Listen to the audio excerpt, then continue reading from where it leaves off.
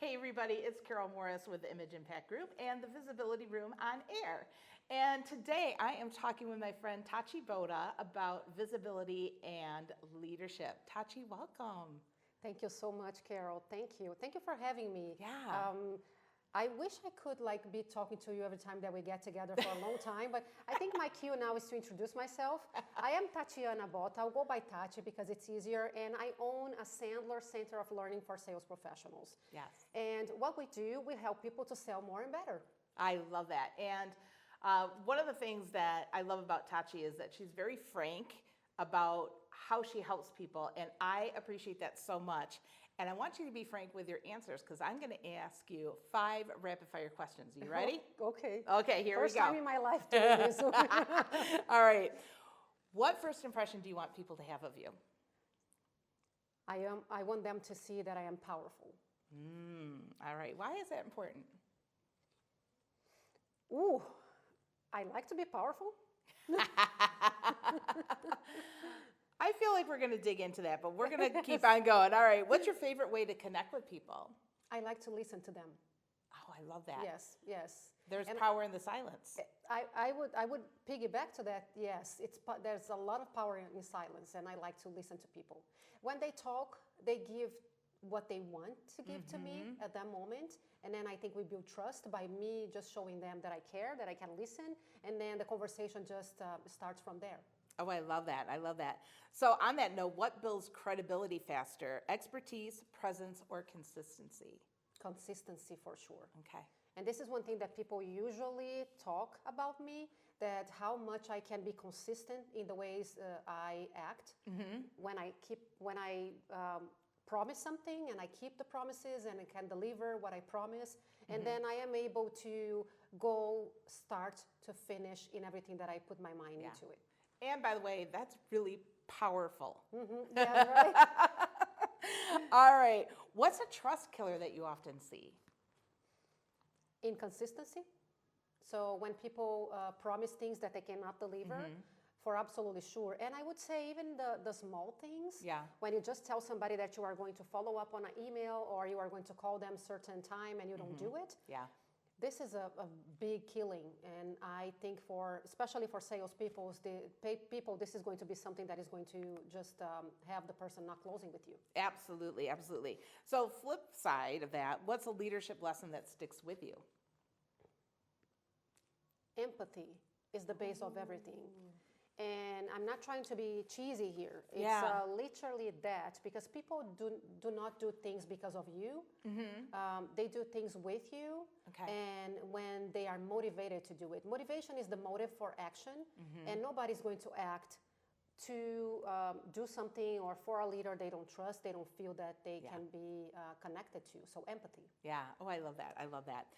And what I love about asking these questions is everybody's is a little bit different, but I see some similarities that weave between people, and I think that says a lot about the people that I like to surround myself with, right? Yes. Which is powerful women with empathy and trust and credibility. I love that.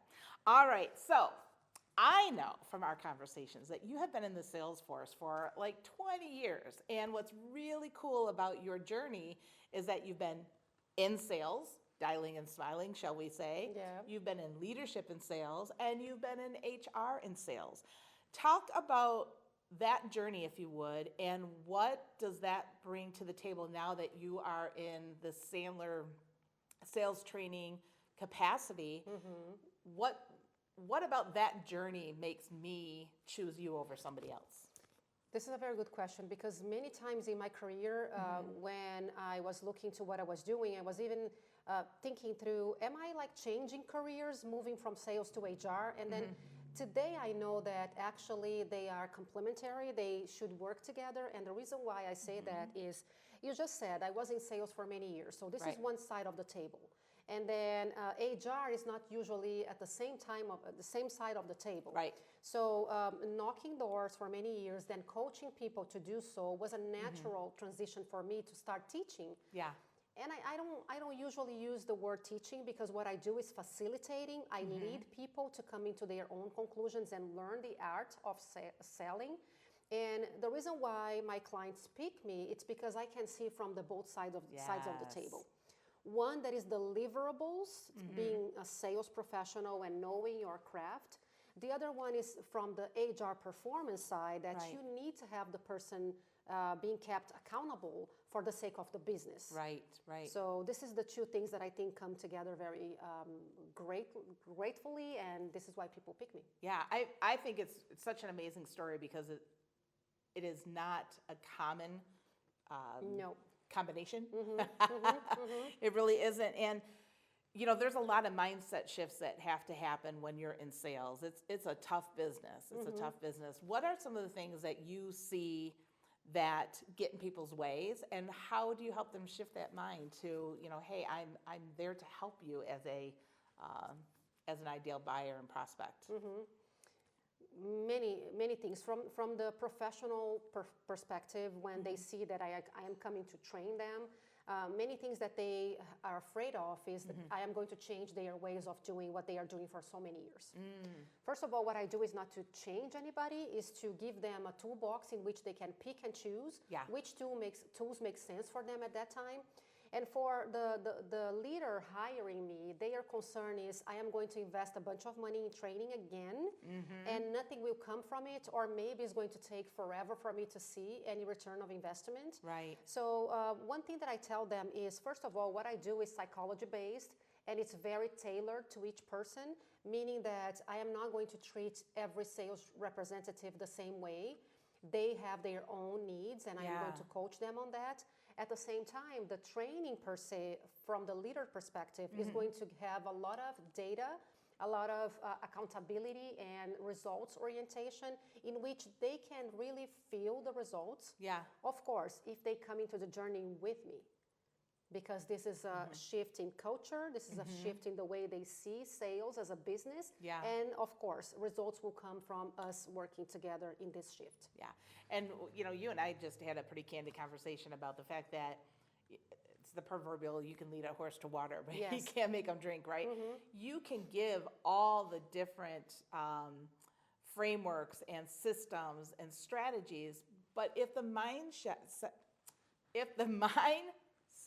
shift is not there, there's that wall, the proverbial wall too, right? Exactly, And we have a lot of reluctance from people when we are talking about this, because it's hard. It's something, although Sandler is in the market for 50 years, I don't see many sales leaders or CEOs or executives really connecting training to data and accountability, because it usually comes from HR.